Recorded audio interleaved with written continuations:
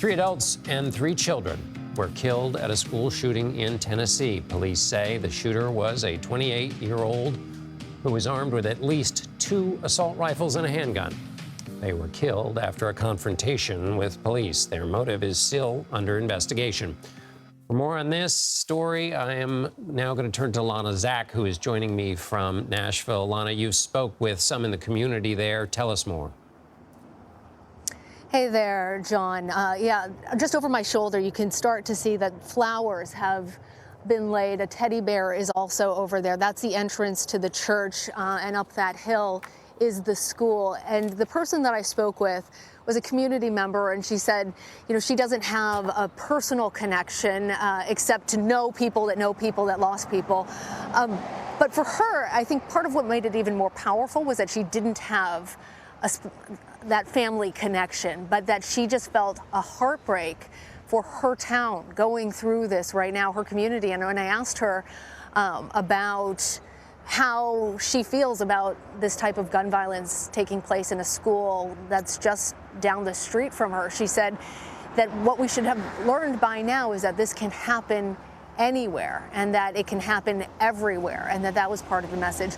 I've also learned a little bit more about one of the victims, young Haley, one of the 9-year-old kids that was killed.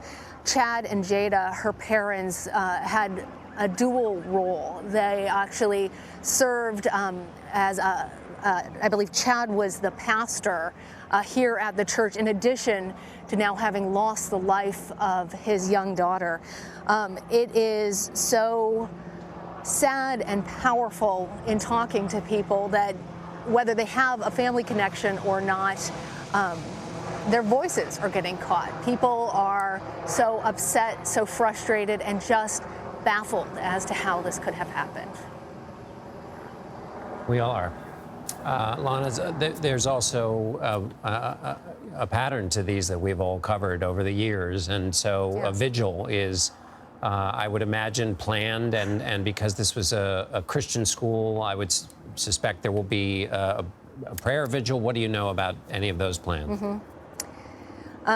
You're right, John. Unfortunately, we now have sort of a roadmap to how these tragedies unfold. Everything down from how there's a very first responses, how that's sort of rolled out to the press by authority figures, and then the vigil that follows the hopes and prayers that we so often hear government officials offering up. That vigil is taking place here in Nashville tonight, actually just about 10 minutes from now. People are already starting to gather together in different ways around the city, but that vigil is going to be a prayer vigil. There is then the opportunity for folks to come together, to hug loved ones, to offer up their condolences, and to pray for more insight, if not merely for the lives of those people that have been lost here today. Okay, Lana Zak in Nashville, Tennessee, thank you for being there and giving voice to the community for us. Thank you, Lana.